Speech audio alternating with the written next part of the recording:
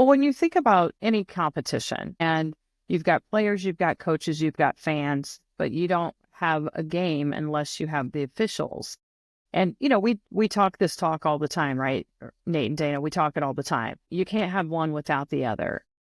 But if people would just take a step back and start looking at those authorities on the courts and fields as human beings, I think we could really start to see that turn. We all know that 94 to 95% of the fans are good. And Dana, you and I had a conversation during COVID, and the high school playoffs were great because nobody was yelling. The coaches weren't getting crazy at the officials, right? And so how do we just keep raising awareness on that and have these people, let all of us look at people in those uniforms differently. I was in airport about a year ago, and I was at the Enterprise car line, and I had an Officially Human shirt. And this lady turns around, she goes, "You know what? It's about time. You know what? We need to treat people like humans." And I'm like, yes, you're right. We do. Everybody. But I mean, like, the more the brand is out there and the name, and it creates conversation, and people are like, wait, what's that about? I didn't know officials were treated like that. And when you go to an event and you have an activation table and you have people signing a banner saying, "Thank you, officials," all you're doing is putting a little nugget in their head. Just pause. When you're at a game and you get crazy, just pause. They're humans. They're your bus drivers. They're the people, pharmaceutical sales, or they are doctors. I mean, I know that on our staff, we had a doctor. He was an ER doctor making calls on a football field. Like, these are smart people that are working these games. And the other thing I'll say is, when you look at officiating, when you really take the time to understand it, the ones that are really, really, really bad, they don't stick with it. And now, episode 8, letter H, Human. Join hosts Dana Pappas and Nate Acosta with special guest Brenda Hilton on the From A to Zebra podcast. Welcome back to the From A to Zebra podcast. I'm Dana Pappas, and I'm back again with my co-host Nate Acosta. Today we are visiting with a guest whose organization has had a mission of creating awareness about officiating in a very special way. On today's episode, we are covering the letter H, and our special guest will be talking with us about the human element of officiating. Our guest today is Brenda Hilton, founder and CEO of Officially Human. Brenda currently serves as Senior Director of Officiating at the collegiate level. She has spent over 20 years working in low, mid, high major collegiate officiating, collaborating closely with the signers and the officials at the highest level of Division I men's basketball and football. Over the years, Brenda has come to appreciate what officials bring to sporting events and to value their position as leaders on and off the court and field. From her experience, Officially Human was born. Brenda, thank you for being on with us, and, especially thank you for what you do for officials. Me being an official, I appreciate the work that you're doing, and, can you tell us about Officially Human and what is it and how did it happen? Yeah. Well, before I get started on that, I want to thank both of you for having me on. You have been around me since I founded Officially Human in 2019, and you both have been very, very good mentors to me in this space. I didn't necessarily know the high school space. So, I mean, I remember my first conversations with both of you, and it was, wow, it was eye-opening because I knew a whole different world of this officiating space. And so really how it got started was I spent enough time. I was intrigued by what officials do, why they do it, how they get started doing it. And most of all, why is this shortage happening? And I heard about the treatment, heard about the pipeline, and I really started digging into the treatment and found that there wasn't really any, but there was a lot of chatter about it, but there just wasn't anybody really trying to do something about it. Lo and behold, in 2019, on a cold winter day, Officially Human was founded, and I pitched it to my husband, and the next day he was looking for a logo, and I was like, wait, we're really going to do this thing? Like, really going to do it? And It's been such a fun journey. It really has. We're on a whole different level of trying to talk to people. And when you go out on a limb like this and nobody's done it, and the first question everybody would ask me when I first founded it was, how are you going to monetize it? And I'm like, the money will come, just start. And I mean, it doesn't cost anything to start conversations. That's so true. That is so Mhm. true. And you've done that from the onset. And you and I first met, and you met Nate obviously when we were still at the New Mexico office. And it's hard to believe that it's already been that long. COVID happened and threw off the whole time space continuum, so everything was kind of a blur after that. And it's just been really cool to see that where you were and where you are. So the mission of Officially Human is to restore respect to game officials and recognize them as authorities on the fields and courts. So why is the humanization of officials so critical to this mission? Well, when you think about any competition and you've got players, you've got coaches, you've got fans, but you don't have a game unless you have the officials. And, we talk this talk all the time, right? Nate and Dana, we talk it all the time. You can't have one without the other. But if people would just take a step back and start looking at those authorities on the courts and fields as human beings, I think we could really start to see that turn. We all know that 94 to 95% of the fans are good. And Dana, you and I had a conversation during COVID, and the high school playoffs were great because nobody was yelling. The coaches weren't getting crazy at the officials, right? And so how do we just keep raising awareness on that and have these people, let all of us look at people in those uniforms differently. And that Well, was such a good point. I remember Nate and I were working at the NMAA, and COVID kind of happened in the middle of our state basketball tournament. And one day we're in an arena with 11,000 fans screaming, and then we were able to get permission from the governor to continue the tournament. And there was a limit of 100 people in the building at one time. Nate and I couldn't both be there as staff members, so we one of had us to didn't alternate make the back and cut. forth. And you're looking around and there's no one there, and you can hear every conversation between the coaches and their players, the coaches and officials. And it was the most civil I had ever seen Mm-hmm. a game, because it was just, okay, we're going to get down to the business of playing basketball. And it was just, that was such a poignant moment in history to be able to live through that. Nate and I are texting each other because we couldn't be in the same arena at the same time, and just soaking that moment in of, so this is what it's like when there's no fans. It was bizarre, weird Yeah. times.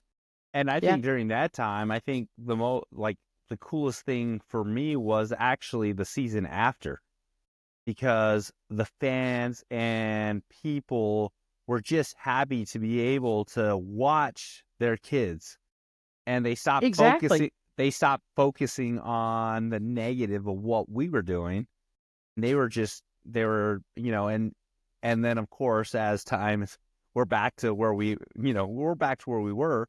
But man, if we could just find a way to actually bring that back, where it's like, hey, what are we really here for? And I think that's what you all are doing, and it's great. Yeah. And I think too, when we're talking to people, whether it's, you know, we don't do it as much anymore, but when you're talking to fans that are so angry, you really want to say, okay, what are you really mad about today? Because a lot of times, and I said this on a series of podcasts, we did 20 podcasts in 2020, and probably 5 or 6 of those, I said, we better be careful after COVID because this is not going to be good. And it hasn't been. Dana, you guys have done a lot of research. Nate, you guys have done a lot of research on this.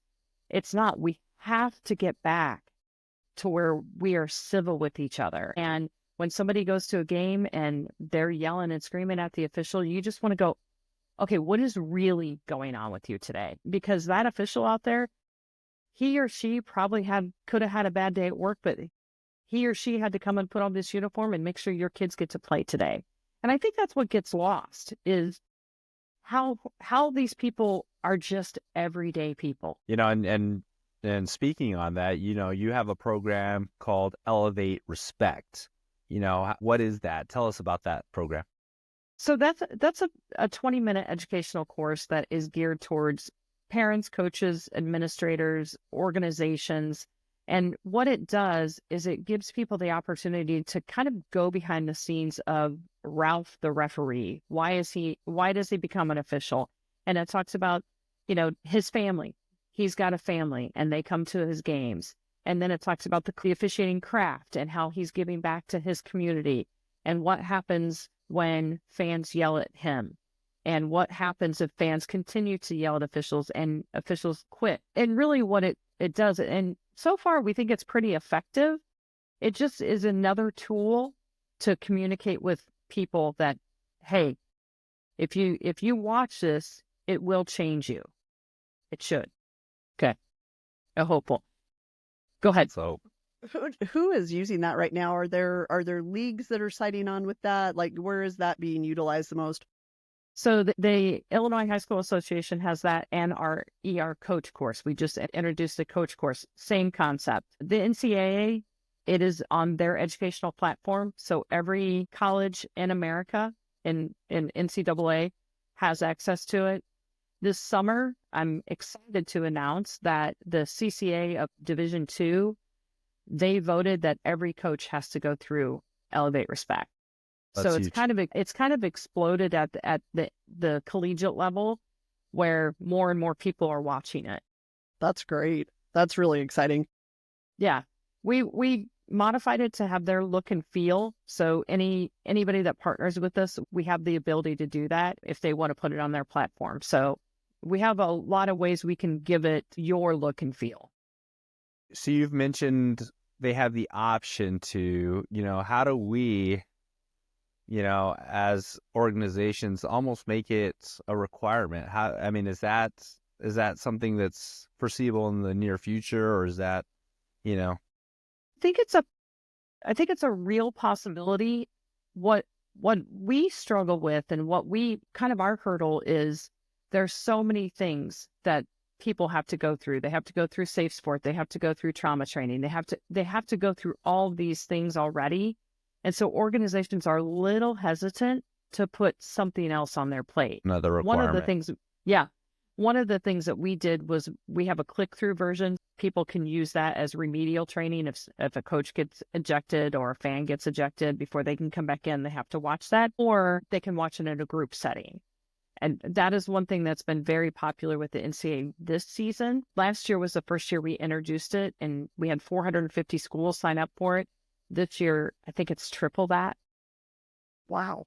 I'm saying schools, teams, Yeah. because they can watch it in a group setting and they can check a box that, yes, we watched our educational thing series. That's great. Yeah. That's exciting that you're making that kind of a splash within the collegiate space. Are there any youth? Because I know we talk a lot about the youth sport space. Are there any youth groups that have signed on with you all at this point? So we have 2 volleyball, 2 soccer, and it's kind of funny they're on opposite ends of the country. The 2 volleyball are on the West Coast and the 2 soccer on the East Coast. So it's kind of funny. And then we have Triple Crown Sports, and they were first adopters of what we are doing. Now they don't utilize Elevate Respect, but they use our PSAs. Okay. So we have 13 PSAs that we produced last winter. 6 of those PSAs are from we renewed some of our content because we have so much content. 6 are brand new and 1 is yours truly. That's the least awesome. popular one. Stop. But it's what we do with our partners is those PSAs, we give them access to 2 of them. They can use them on their web streams, in venue, and any television broadcast where they have available content or they have space available. So Brenda, as you continue to grow and develop Officially Human and its programming, what are some markers of success to you with regard to the humanization of officials? Great question, Dana. I think a lot of times we count on our partners to give us the feedback. We like to listen to them. Hey, what's working at your events? What's not working? Our partner Triple Crown Sports does a lot of activations. They have our signage, they have our PSAs, they read our PA reads. They feel like it's made a difference. Now we've only really tested at a couple of their bigger events, but we talk about it a lot, and it'll be interesting to see what happens with these PSAs that the NCAA is going to be showing, if they feel like those have made a difference. So with all of this, though, it's really, really hard to measure success. And Dana you and I have had this conversation a lot, because you're always cycling new families into this space. Now, with our youth partners, we're hoping that we can get to people earlier at a younger age, the parents at a younger age, and start to have those conversations and that awareness training, that maybe 10 years from now we can say, oh yeah, there's very few fans that are really, really bad in the stands. I think, that's so much of a critical element with this, is it's changing a culture in some cases where they haven't had any exposure to any kind of sportsmanship, where they don't understand the respectful treatment of officials, opponents. I mean, whatever the case may be, it's not just with the officials. So that culture shift is tough, especially like you said, when you're getting a new crop of parents, sometimes new coaches, new players every year. It's a constant cycle of training. You can't just stop. It's not like, okay, we did this and now we're going to walk away. It's just that consistent messaging and making sure that there's buy-in and making sure that there's reinforcement with it. So it's that has to be difficult when you're making strides, but it's like, well, how do we measure that? So I definitely understand that. One of the things that is sorry, Nate. No, go ahead. That is a byproduct of working with the NCAA and all these colleges and conferences across the country, is we now are communicating with college students who are going to be aunts and uncles and moms and dads. And if we can get them to understand at this age that, hey, these officials are human beings, then maybe as they go into their adult life, they'll, one, become officials, and two, they'll just look at them differently. And three of our conferences right now, they're SAC groups, they're student athlete academic, what are they called? Student athlete. Like student advisory. Yeah, advisory committee, sorry. They have embraced us and partnered with us. Two of them haven't been announced yet, but now you've got the student athletes involved in this. And what a great way to get them to be the voice of reason on humanizing sport officials. That's huge. It's huge. Yeah. You talked about like reaching youth. What levels of youth are we looking at? Are we looking at interscholastic? Are we looking at club? Are we looking at recreation? How deep are we trying to start that program? Well, I'll tell you, a lot of these tournaments with our volleyball and soccer partners, they start at the 8-year-old level. So it starts very, very young. And I think, like you said, Dana, the consistent messaging that's over and over and over, and you hear it every year. And yeah, you hear a lot of these things over and over, but that's the only way we're going to get it into their heads, is to constantly remind them. So there is no age limit. Well, and I ask because, I mean, obviously, officials kind of get their start at that entry level. I started with, what do they call it, like little hoopers or whatever. And they don't keep score. They're playing on a 6-foot goal, but, there was no messaging. There was no, and we have parents yelling at us at that age. And it's continued through those, through each phase of that child's career, and I mean, it was crazy because I officiated a game this past season, and a Division I women's basketball player that I officiated as a, second grader.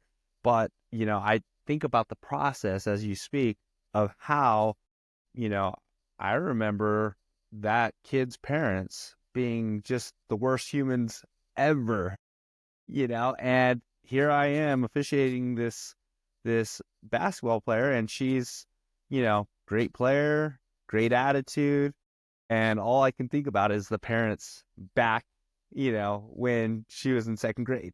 Yeah. But it's really cool to see that, we're starting to think about that, and we're starting to work our way, because, man, had that message been sent out then, maybe things may have changed. And you're right, it's that consistent message from second grade all the way to senior year in high school into their college careers. It's just that ground level, message. So, Well, and I think too, organizations at the top, when we talk about AAU, that's one of the top organizations in the country that sometimes deals with the worst behavior. So if you can get to them and say, hey, we have to do a better job messaging, and not everybody can afford to hire security at the Nike basketball camp where the parents are crazy and it's like a U12 tournament. Not everybody can do that. And this poor behavior is only going to drive up the cost of club fees and tournament fees and entry fees. The parents are going to end up paying for this. So we actually have a PSA called Vicious Cycle, and then we have a graphic that we put with it. It's just a vicious cycle, because we have to get to the point where organizational leaders are saying enough is enough. Everybody has to do something. And I remember coming back to the office and and you talk about just the security, right? And coming back to the office after working a Division I game, and then, going out and watching a high school game, and people would ask me, well, what's the difference? Are the fans worse? Are they not? I go, the difference is that when I show up to the parking lot of a Division I game, I've got security guards, I've got a cop. They're going to walk me all the way to the locker room. They're going to walk me to the court. They're going to walk me back to the locker room after the game. In a lot of cases, they're going to walk you to your car. And if it was really, that game was intense, they're going to follow you to your hotel. At the high school level, we talked about it with Dana, is, man, we're lucky if, they have a private, sector where we can park that's not with the rest of the fans. Let alone change. And there's no security, and so, that's, so as far as those resources, you're right. I mean, until the behavior changes, it is going to drive for it, because now high schools are going to have to start thinking about charging parents more in order to hire extra security and these services. So, and we're going to keep, not only are we going to drive the cost up because we need all these extra layers of security, but you also are going to have to pay officials more because of the shortage. Yeah. So, but with that, some of the pain points that you see that persist for sports officials, what are some common ones that you're hearing out there? You spend a lot of time talking to folks, and, so what are those pain points that are persistent? Well, I think one of the things that still continues to come up when I'm talking to, kind of a wider group is the good old boys club. And we, a group has always done it this way, and a signer has always done it this way. How do we change that culture? Some sports are harder than others. The assigners are getting older as well. They're not keeping up with the technology that the newer officials, younger officials, they'll do everything on their phone. So it's keeping up with the technology. And I think the biggest thing is they still don't feel like anybody has their back. And when you go to a really large tournament that has 1,100 teams, 600 teams, and that organization is just trying to churn through games, and officials really are kind of the last ones a lot of places think about. I don't think it's always intentional. I think we just have to do a better job of raising the awareness of it. Those are great points, Brenda. As you were talking, I had two immediate thoughts. The first is the way it's always been done isn't a reason to do something. There's a reason the game has evolved, officiating has evolved, and we can't go, well, that's how we did it 40 years ago. Well, everything's different. Why would officiating stay the same when everything else has changed? And the second thing is the bare minimum, that's not enough. I was having a conversation on the phone today with a friend of mine, and there are places that are going, well, we want to make it easier for officials to have access to things, and we want it to be easier. Who wants easy? If I'm a coach, if I'm an athletic director, I don't want an official showing up at my game who took a shortcut to get there. Like, Right. there has to be training standards, and I know that sometimes it's difficult because there's the whole employer-employee thing. There's all of that stuff with independent contractors. But if we set up officials to where they aren't being trained, we're setting them up to fail, because they won't be very good if they aren't trained. They will get yelled at, and they're not going to want to come back. So sometimes, organizations have to get out of their own way as far as what are you providing for officials to make them better, to give them that confidence to go adjudicate the rules of a game. So when you said that, those were my two very knee-jerk thoughts. The way it's always been done is not the reason to keep doing something, and we don't want to do the bare minimum. We've got to, officials want to be good if they're doing it for the right reasons, and 99% of them are. They want to go be successful. They don't want people to yell at them because they may not be very good at it. But it's incumbent upon people in my position, in other leadership roles, to take some accountability for the product they're putting on the floor, field, pitch, mat, etc. Well, and I think if you think about it too, these officials are under so much scrutiny every single day. I'm preaching to the choir here. Everybody takes out a phone before they try to de-escalate a situation. And that is our society. We've had to learn to adjust to it.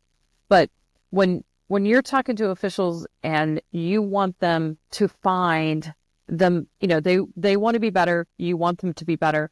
But a lot of it, Dana, we've talked about this before, is the mentorship.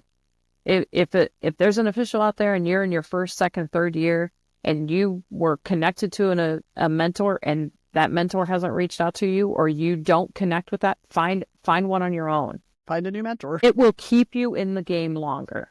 100% if you surround yourself with the right people. And it's a great space.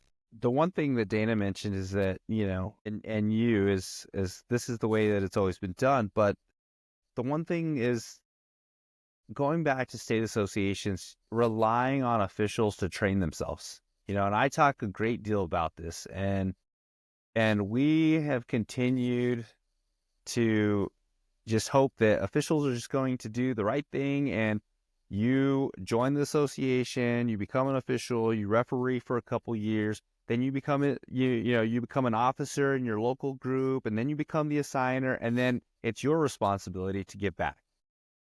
And that is the cycle. And I think state associations and for the most part, state associations do a really good job of supporting their officials. They really do.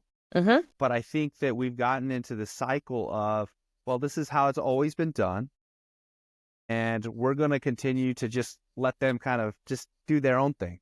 But nobody is thinking outside the box, and well, how can we give back to you and give you the resources that you need so that, because I can tell you from the start of my career, I've wanted to give back, but I've reached a point too at times where I'm burnt out because it's a lot of volunteer work, a lot of time out of my personal day where I know what some of these state association administrators are making, and it's like, hey, just give us a little help, give us some resources, and now I'm motivated. And so it's completely off subject, but it's just Not completely. No, you sparked something that, I've been super passionate about, because I just think that we take the easy road out, when it comes to, they're going to teach themselves, they're going to train themselves, they're going to go and talk to administrators, and they're required to go and try to humanize themselves when go ahead, finish that thought. Yeah. When ultimately is, give us some help. We need help. Yeah, I think there's some really good groups out there right now that have come on board and tried to be great mentors. I can think of 3 right away. where they're doing a lot of online stuff and posting videos and trying to help officials. Are we getting those to the right people or to those officials? Are they seeing that? I know that there was one official I was talking to one day, and he said, back in the day, we would all get together and we would watch a play and, go over it. It's probably Jerry Markbright, Probably.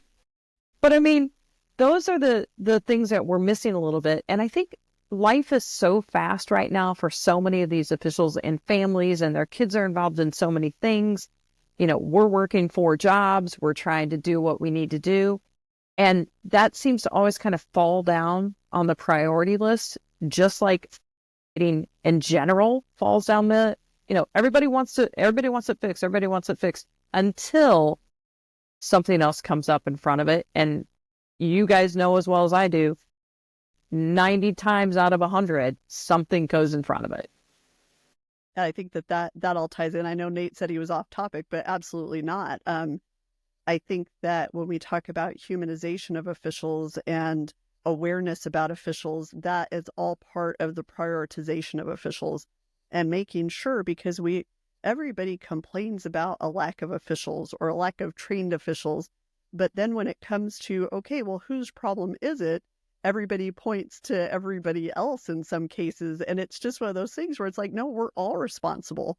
If we're working at the national office or in a state association, or if you're a local group leader, if you're an athletic director, there's some responsibility there as far as making sure officials are hosted appropriately at your schools. If you're a coach, it's about how you conduct yourself so that maybe kids will want to officiate. If you're a coach who's not setting a good example with how you speak to officials, they're not going to want to go. Your players aren't going to want to officiate because they've seen that as a player as far as how you coached and talked to the officials. So I think that everybody has accountability in this and everybody knows that it's a problem. But when it comes to that prioritization, it needs to be a priority every year. And does it have to be the only priority? No, but it needs to be in the Right. top 5. Like, it's just something that obviously the 3 of us that are on this podcast have probably a little bit of a bias, and we understand the importance, but it's getting other people to understand. You're relying on people who are taking time away from their lives so that other people's kids at our level can play. Mm-hmm. And it's like, let's celebrate that. Let's show that human element, and let's really let people understand the sacrifice that goes in and how much officials are really giving back to their community servants. I mean, that's the best way to term them, because that's what they are. Well, in our survey in 2019, 70% of the respondents, the reason they officiate is to give back for the love of the game. Right. That probably hasn't changed. I doubt it. I doubt it's changed. Yeah, I apologize, Nate. I cut you off. No, and don't get it twisted. Like, I mean, yes, you mentioned that. Man, I lost my train of thought, but because you had such a great point. We were talking about needing officials, but even at the NCAA level, at the pro levels, they need us because it's a big market. There's a lot of money involved, and without us, they don't make that money. They don't have those TV deals and everything else. And I'm kind of back on thought, but I mean, it's like we're needed, whether you're so that the kids can play or whether these big organizations are trying to make money. But I mean, at the end of the day, we really need to do a better job of protecting what we do. And I think too, and I preach this all the time, and I say it just about in every single talk that I do, I want everybody to think about the summer recruiting season for athletes. It's the same for officials. Officials pay a lot of money to go to camps to try to get noticed. And some of them have to go 5 or 6 times because the camps are so big. And if we have 100 officials that are trained in basketball this summer, in 2026, only 20 to 30 of them are going to be left. So you lost 70 to 80 of them because lack of mentorship, lack of games, or really poor treatment. So if we can just address those things in kind of in a combined manner and start talking about them and create more conversation around them, will make a difference. But I don't know, Dana, you may know, I don't know that number has changed yet.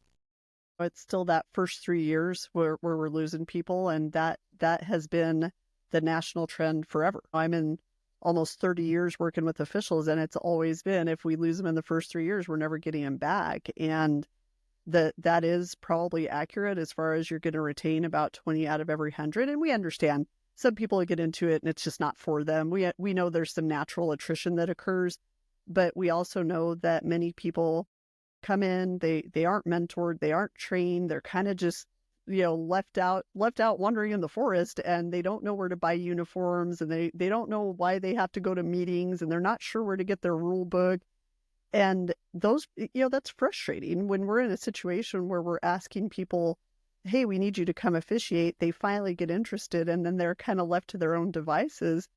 Absolutely, they leave. So you've got that element. You have the sportsmanship element, the no mentorship. You have the no, I mean, there's just a lot of factors, but that you add all those together and it results in we're losing 80 out of 100 officials. And that's not a good rate. I'd be thrilled as pie if we got half of them. Like if we were able to keep half, that would be huge. But, there's so much that we can do to make sure that those officials are a priority, and that they know that they're supported, and that they're in a space where they feel heard, and that they're being provided the resources that are within reason. I understand budgets, we understand all of that. There's always going to be some restraints and some constraints, but at the end of the day, just let them be heard and let them know that they're valued. That's just such a big part of it.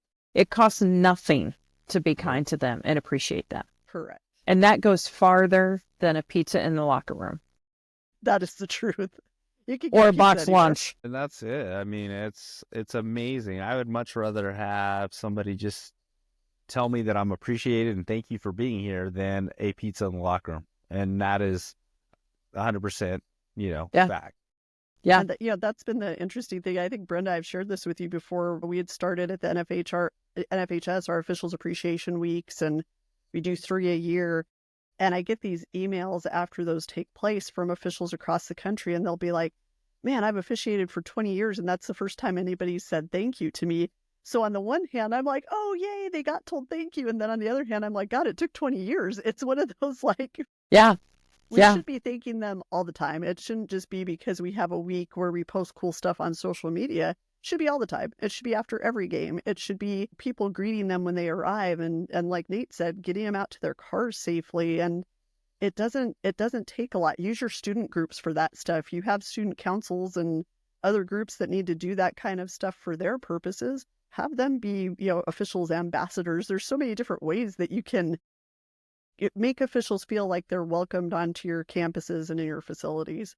And everything you just said does not cost a lot of money. It does not. It's creating conversation and talking about it with those groups. I think the hardest part is when there's an AD that gets wound up over an officiating call, and then the officials are like, wait, now the AD's against me. I have nobody. Where do I go now? Yeah. And that happens more than any of us ever want to imagine. That's real. Yeah. For sure. It is real. Yeah. So Brenda, you've touched on this a little bit, but something I'd really like to hear from you is, if somebody's listening to this podcast and they're not really in the officiating industry and maybe they're just curious, they want to learn more, what can you say to help educate those individuals about the human element of officiating? I think the first thing that we would want to talk about is put yourself in a fan's shoes. You go to competitions. If any of us are in officiating or any of us are watching games, we're competitive. We want our team to win. At the end of the day, I want you to look at the age that, your child, the game that you're watching. Are 95% of these kids on this quarter field still going to be playing that sport? And you've lost 2 hours of your day, of your week, because you're so mad at an officiating call that really doesn't, it shouldn't change your life. Look at them as human beings. And then the second thing is just pause. When you're at a game and you get crazy, just pause they're humans. They're your bus drivers. They're the people, pharmaceutical sales, or they are doctors. I mean, I know that on our staff we had a doctor. He was an ER doctor making calls on a football field. Like these are smart people that are working these games. And the other thing I'll say is when you look at officiating, when you really take the time to understand it, the ones that are really, really, really bad, they don't stick with it. They just don't. They don't survive because their own peers all of a sudden, and if you're a bad person, you don't survive. So if the people that are working your games and your competitions, go out and just thank them and get to and understand what they're going through. You might have had a bad day. They have bad days too, and they're not going to be perfect. Brenda, we have a mission with the From A to Zebra podcast every week, and that is to educate, elevate, and excite. What do you think is the most exciting part of what Officially Human is doing for officials? Just the awareness, creating conversation. There hasn't been a lot of conversation around this topic of officials. Officials individually, a lot of people have their back, but collectively, we are really driving a lot of conversation, and that is very exciting to me. That's exciting to me too. Yeah. I love that stuff. It really is. Well, we have surrounded ourselves with people that are smarter than us in this space and have the same kind of passion. And, I'm on with two of them right now. You guys get it. And we like to go out and talk to people so they get it. And when I'm wearing an Officially Human t-shirt and people say, that's cool, what's that about? Okay, you go to sporting events. So that's what's fun. I'll tell you a quick story. I was in airport about a year ago, and I was at the Enterprise car line, and I had an Officially Human shirt. And this lady turns around, she goes, you know what? It's about time. You know what? We need to treat people like humans. And I'm like, yes, you're right. We do. Everybody. But I mean, like, the more the brand is out there and the name, and it creates conversation, and people are like, wait, what's that about? I didn't know officials were treated like that. And when you go to an event and you have an activation table and you have people signing a banner saying, thank you, officials, all you're doing is putting a little nugget in their head. Those little nuggets do add up. Like they do. Like you said, it gives them pause. The next time they're at a game, they're like, wait a minute, didn't I sign a banner? I signed that banner. Yeah. Thank you, the officials that I'm now yelling at. Hold on a second. You do a little self-check. And that's healthy. It's good stuff. And I wear my Officially Human t-shirt and my quarter zip frequently, and it's cool when people ask, what is that? Because they don't know. I mean, it's got a cool logo, and they're like, I don't know what that is. And I love I wore it to get my nails done one day, and a lady sitting next to me was just like, what's Officially Human? So I got to talk to her about that, and we had a great conversation, and her kid was a high school football player, and she's like, that's really helpful. I had no idea. So it was like, hey, if you could change the way one person thinks about officials, you're mission accomplished. I don't know. I think we want sweeping changes, but sometimes we understand that it's going to be bite-sized morsels, and that's okay too. Patience and time.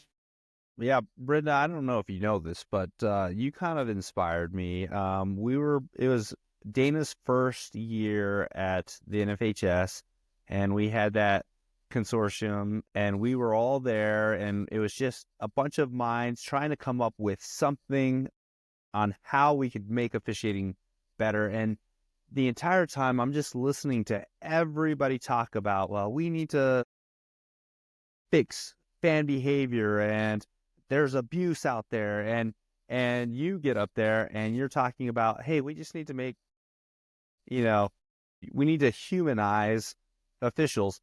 And at that moment, and Dana will tell you, like, all it takes is one thing to spark an idea. And so the idea is, wow, we really spend a lot of time talking about the negative of what we do. And we almost use it to try to promote it. Which is terrible.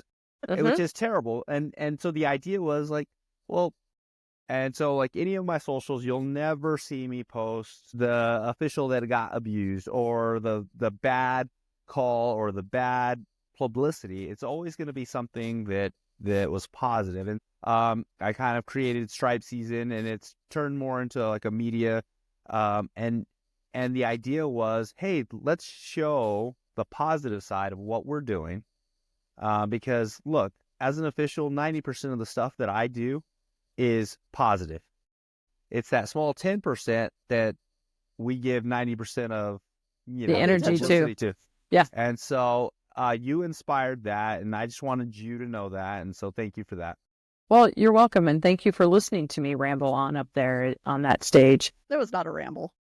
I think the other thing too is, to your point, Nate, if we continue to push out the negatives and the fights and everything else, and honestly, I was working on a presentation, and I had a couple of videos in there of those exact situations, and I took them out because that isn't what I want to show. To show the human side of officials and the positive side. There's a lot of positive things, and Dana, I think the Federation does a great job with their Officials Appreciation Week, and it feels like most of the state associations have, kind of bought into that and try to help with that. Yeah. And so that's how we're going to make a difference. And Nate, so thank you for those very kind words. That was very nice of you to say that. And that really had inspired Nate and I talked after we had heard you speak. And that's when we started working together on the What's My Why campaign that we started doing with the NFHS, of giving the officials across the country that opportunity to talk about why do they officiate. Like we understand there's a reality with regard to fan behavior. We know that. Like, Yep. We're not saying it doesn't exist, but let's take some time to talk about the 90%. That 90% of the time where things are good, and why somebody started officiating in the first place, and why they keep doing it, and why they love it. Because that message to me is far more powerful as far as trying to get more officials in, to keep the ones that we have. If it's all gloom and doom all the time, you're like, who's going to want to sign up? That's for all that? they know. It's like, that sounds awful. Yeah. So you really were the catalyst for when Nate and I started talking about, well, how do we do a better job of really highlighting that? So he had started Stripe Season. He helped me with the videos for What's My Why Wednesdays. Yeah. And those are the things that make me feel good. Like, they make me feel happy and proud of, I'm always proud of officials, but it's just a pride point that I'm able to, with the NFHS, really showcase all of these men and women who are sacrificing their time to provide a service for kids that aren't theirs. So you definitely spurred that. We need to flip the script. Like, let's change the narrative. Yeah. Let's change the narrative. Well, and I'll tell you, from that conference, that's where Illinois, because I said, look, you're doing all this stuff, but let's amplify it. And I said, you keep recruiting, but you're not humanizing. And he said, the light switch went off. I'm like, yeah. See, or the light bulb. See, yeah. And I tell that to a lot of people that we're talking to, that you can't have one without. True. So Brenda, as we close out this podcast, and you've touched on a little bit of this, but kind of the elevator speech here. So what is your message to parents of student athletes and spectators when they attend sporting events? So what would be the one thing that you want those parents and spectators to know? Pause and enjoy the moment with your children, watching your children compete, because it goes so fast. And before you know it, you're not going to those games anymore. And if you've spent a lot of energy, a lot of negative energy yelling at people that really don't always impact the game, you're missing out. You're missing the point of sports with your children. That was good. Yeah. I like that. You didn't even need a 90-second elevator speech. You only needed like a couple floors. I loved it. That was succinct. That was good. Thank you. Yes, it's just not all about the wins and losses. It's about the experience. Sure, yeah. Well, all right. Brenda, I can tell you, I just want to thank you, and looking forward to working with you in the future on many projects. I think many hands make light work, and the more of us that are willing to take on this mission, we're going to have some kind of impact. And I think we're doing it. And so from me, thank you. Well, thank you very Absolutely. much. And Hey, Brenda, you and I have had lots of conversations. There was a while there where any panel one of us was on, the other one was there too. It was a little weird. I was like, which one of us is following the other one? Like we just kept showing up in the same places. I so appreciate what you're doing to spread the good word about officiating, and I appreciate your friendship and support and everything that you're doing. Before we let you go, website address. officiallyhuman.com. All right, officiallyhuman.com. Again, thank you to Brenda Hilton, the CEO and founder of Officially Human, for not only your time tonight, but for everything you're doing in your tireless efforts to humanize officials. It's a great cause, and we're so glad to have you on with us tonight. Thank you so much. Thank Yep, you very and much, you guys. And thanks again for joining us. Check us out on our social media platforms, Facebook, Instagram, and X, and find episode recaps and previews of upcoming episodes. And we'll definitely see you next week. Be sure to hit that like button, follow, subscribe, and also catch From A to Zebra on Instagram at from_A_2_zebra, Facebook From A to Zebra Podcast, and on X at From A to Zebra.